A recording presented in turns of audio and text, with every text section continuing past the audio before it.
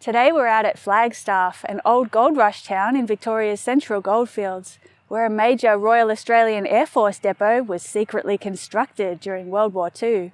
This facility did not appear on any maps, and it was not mentioned in any newspapers. But here it is. We're going to take a look into the hidden history of this secret depot, why it was only partially completed, and what happened to everything here when they wound up. You won't believe what can be hiding beneath your feet in some of these old gold towns.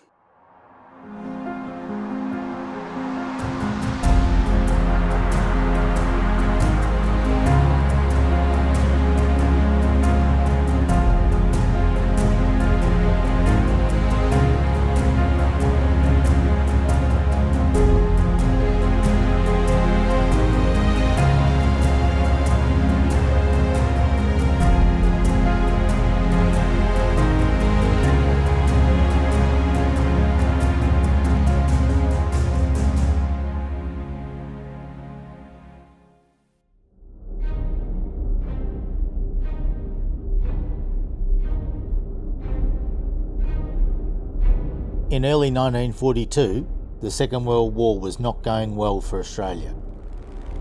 Darwin and several other Australian towns were bombed. The Japanese were advancing through New Guinea, and there was every likelihood that the Japanese would land fighting forces somewhere on the Australian mainland. It was assumed many other parts of the coast would be bombed before this. Plans were hastily made to move some things inland. People in logistics worked out how close a Japanese aircraft carrier would be prepared to come to the Victorian coast and how far their planes could fly. They needed a safe location for a secret Air Force depot, and they strategically chose a quiet spot between Maryborough and Carisbrook. Officially, this site was known as Number 5 Stores Depot. This name did not give any hint as to where it was situated. It was to be a major depot to replace the one at Fisherman's Bend in Melbourne. This wasn't going to be some small country storage facility. The ultimate goal was for a staff complement of 488. Most of these were to be housed at a large camp 3 kilometres away in Maryborough, but a few houses were also constructed at the depot itself. The high number of staff suggests that this place was going to be much more than just a storage facility. Local stories have it that there was also going to be a repair and maintenance workshop with an airstrip for pilot training. One local recalled sneaking into one of the buildings as a boy where he saw a machine gun set up on a tripod. But local stories can sometimes be misleading, so we thought it was time to find out what exactly did the Air Force have planned for this place during World War II. Well, according to an 82-year-old document held in the National Archives of Australia, the Number 5 Stores Depot and its accompanying camp were set to become very extensive facilities. In fact, this was to be the largest storage facility for the Air Force in Victoria. The Stores Depot was to consist of 18 buildings, which included a headquarters block, guardhouse, 2 bellman hangars, 5 large stores buildings, an inflammable store and a first aid post. All buildings were to be covered with camouflage nets, and roads within the base were to be camouflaged, probably by the use of gravels of different colours. A small airstrip was left grassy to blend in with the surrounding paddocks. They intended to make this place invisible to enemy bombers. A transmission station, signal cipher building and sick quarters were to be established close by, and we'll talk more about these shortly. The camp in Maryborough was planned to include a guardhouse, sentry boxes, barracks with yard and store, workshops, sleeping huts, kitchens and ration stores. The camp was going to take up 8 hectares between Sutton Road and Bar Street in Maryborough. This is a residential area today, but in the 1940s it was mostly vacant land. So they set to work. A railway siding was constructed and opened in August 1942. They planned to eventually complete this as a loop. The siding was to run through the front of 4 large stores buildings, which would each have 5-ton overhead cranes in central bays running down the full length of the buildings. The foundations were laid for all 4 of these buildings, and one of them was constructed. 2 Bellman hangars were erected, and the materials for 3 more were brought to the site. The water main was extended from Maryborough, and 45 hydrants were to be installed, each with 100 feet of canvas hose. A small airstrip was put in to the south of the storage buildings, 1 kilometre long and 30 metres wide. Things were progressing quickly, and all was going according to plan. But then something unexpected happened. The Battle of Midway in June 1942 resulted in the sinking of 4 Japanese aircraft carriers. This had a direct effect on the facility here at Flagstaff. The likelihood of Japan bringing one of their remaining aircraft carriers close to Victoria had lessened considerably. In 1943, given the improved strategic situation, the extensive distance of the depot from Melbourne, and practically all of the state's Air Force stations and training schools, the consequent transport distances, delays and costs, and the unsuitability of the site as a post-war location for Victoria's largest Air Force depot. It was requested by the Minister that the location of the stores depot be seriously reconsidered. Flagstaff had gone from being an ideal to an inconvenient location. Construction work at No. 5 Stores Depot slowed down. Then in 1944, stopped completely. A new depot was established at Tottenham in Melbourne. The staff barracks at Maryborough were never constructed, nor were the buildings at the 3 other sites. These were the Signal Cipher Building, Wireless Transmitting Station, and Sick Quarters. We don't know where these buildings were to be established, but we do know their planned distances from the stores depot. The Signal Cipher Building was to be a 1/4 mile away, the Wireless Transmitting Station 2 miles, and the Sick Quarters 5 miles. There is a good chance that the Wireless Transmitting Station was going to be set where the radio towers are now in Carisbrook. This falls along the 2-mile line and was clearly an ideal location. The Sick Quarters were to have an 8-bed ward with accompanying kitchen and bathrooms. This was to be established within 100 metres of a township water main and 400 metres of power lines. The Signal Cipher Station is interesting. Was this place just for sending and receiving encoded messages, or was it for decoding intercepted messages as well? This was to be a semi-underground concrete building with 70-foot masts and 20 personnel. It would have been somewhere along this line, just a 1/4 mile from the depot. But none of it eventuated, and the stores depot itself was slowly being taken apart. Before long, the stores building was dismantled, and the 2 Bellman hangars followed soon after the war. The 2 dismantled hangars, plus the 3 that were never constructed, were now required for use at Tottenham. Much of what was at Flagstaff was put on trains and transported along this line to Tottenham, some during the war, some after.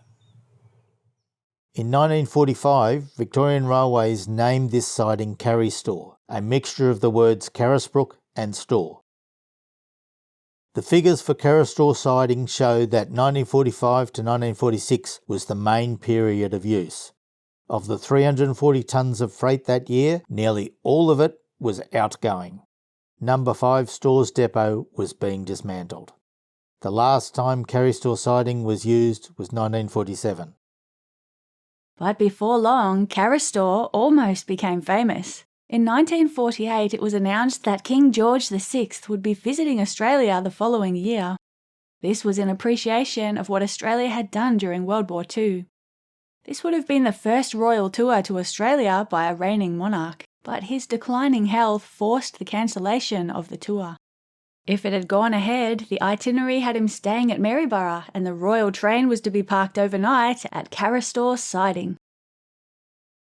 Although many of the supplies and spares from the No. 5 Stores Depot were sent to Tottenham, After the war, there was still a fair amount of goods left here.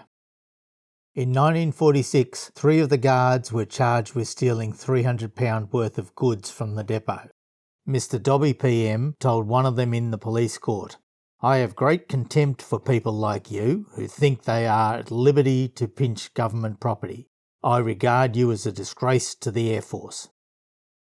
Despite this apparent protectiveness over the stores, many of the remaining items at the depot just ended up being dumped in open mine shafts out in the bush nearby. This was seen as an unmissable opportunity by locals at the time, and they climbed down the shafts to see what they could get. Lots of boots, shoes, greatcoats and other clothing were recovered, and in other shafts, 12 sets of landing gear, some cockpits, wings and other airplane spare parts were brought out. They were from Fairey battle bombers, which were military planes from the 1930s. They were about to be withdrawn from service, and the Air Force figured they no longer needed to keep the spare parts. Before long, Air Force personnel realised what was going on. They soon arrived and put a stop to all the looting. They poured fuel down the shafts and set them alight, and then to finish the job, they came back with a bulldozer and filled in the shafts. But that certainly wasn't the end of the story. Almost half a century later, in 1993, a group of 3 men from the Bendigo Aero Club reopened one of the shafts. Using a crane and a basic cage, 2 men were lowered down the shaft with a candle burning at their feet and radios strapped to their chests, descending about 100 feet underground. After much persistence, using their crane, they were able to recover landing gear, compliance plates, control levers, brake pads, aluminium panels, all from Fairey battle bombers. They also recovered inventory books and hose fittings. I remember that happening and read about it in the local papers. They didn't want anybody going out there, and I respected that. I regret that now because I never got to see where the mine was that they reopened. And that turned out to be the real adventure in this video. 1993 is not that long ago, and there are plenty of locals who can remember the shaft being reopened, but there are lots of different versions of the story, especially regarding the location of the mine, and Chinese whispers can be very misleading. One history book had the location as Flagstaff Reef, but the original depth of the shaft as stated in the newspaper article made it seem unlikely, as Flagstaff Reef was actually over 400 feet deep. Other locations nearby had been suggested, including various mines around Blucher's Reef. So there was only one thing to do. Armed with these fuzzy, close-crop photos from the old newspaper, we headed out bush.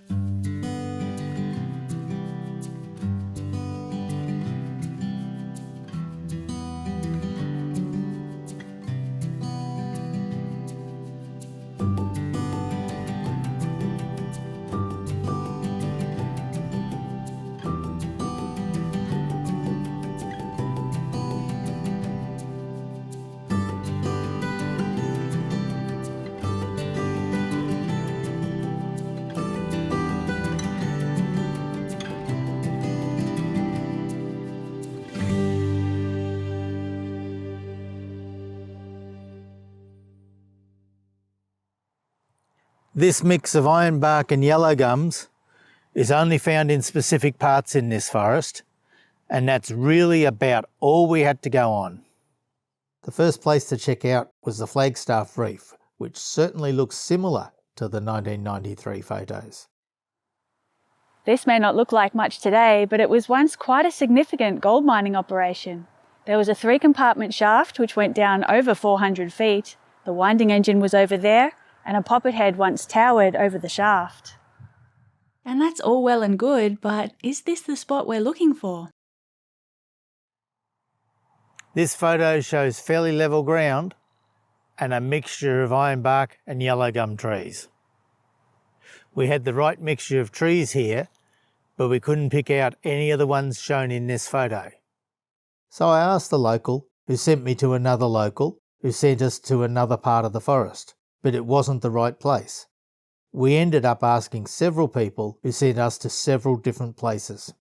People were suggesting other mines close by, it was reasonable that nearby mines could have been described as being Flagstaff Reef due to their close proximity. Several mines around nearby Bleachers Reef were suggested, but every place we checked out was either too hilly or had the wrong sort of trees.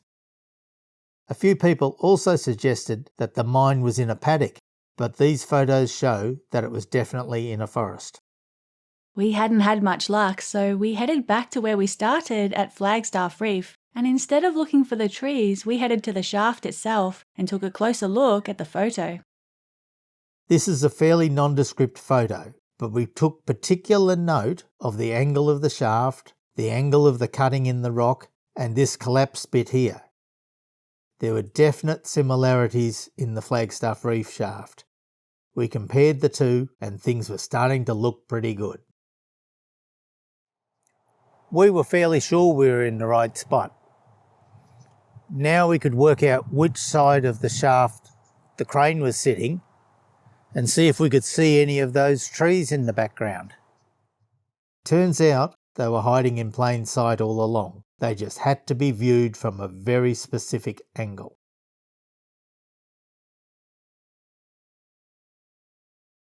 We weren't able to find the view from the third photo, but this tree is the most likely candidate. We suspect that some of the small branches have fallen off since the photo was taken. So this is the very spot where those ferry battle parts were recovered back in 1993. Now the question is, did any of those recovered parts survive? Well, it turns out they did. Various locals have airplane parts in their possession, and fortunately for us, part of the landing gear from a ferry battle was donated to the Carisbrook Historical Society. So let's go check it out.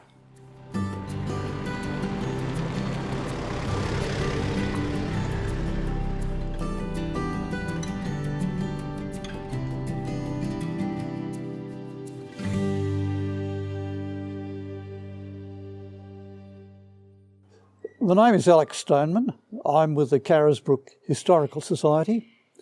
In 1993, we were offered some aircraft parts which had been retrieved from the Flagstaff area where the Caris store was established during World War II. And the one part that we accepted is this strut that was donated. And we understand there are many more aircraft parts retrieved from that location. The ferry battle was developed in the United Kingdom as a light bomber. It came into service in 1937. Even before its release, critics claimed it was already outdated. This plane used the same engine as a Spitfire, but since it was much heavier, it was also slower.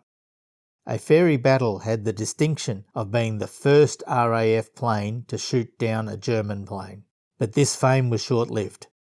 Their slower speed made them easy picking.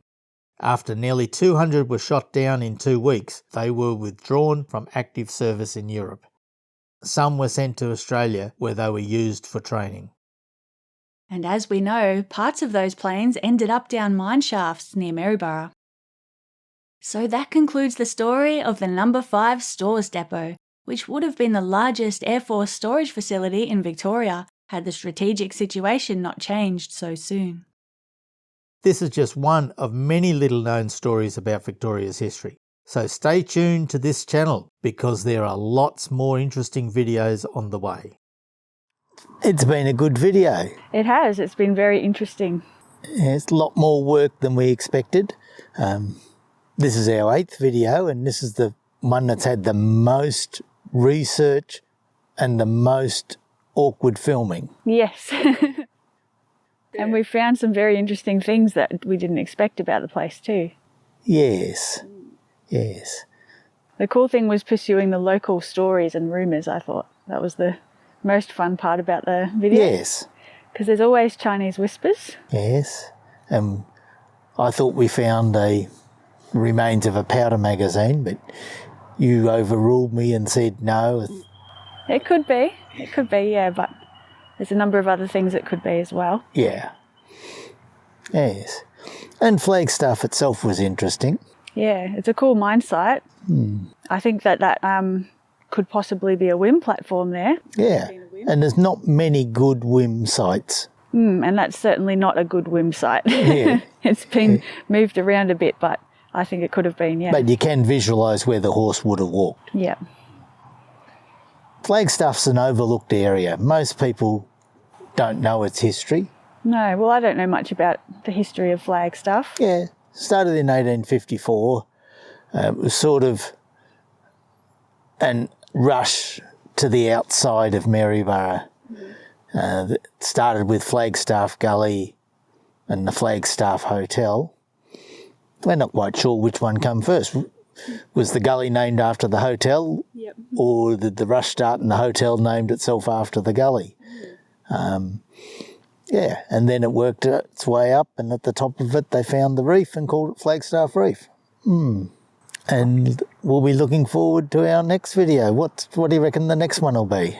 Well, there's the Havelock Miners' Riot, which sounds like a very interesting story to me. Yes, I think a lot of the locals know about that one, but widespread maybe it's not so well known.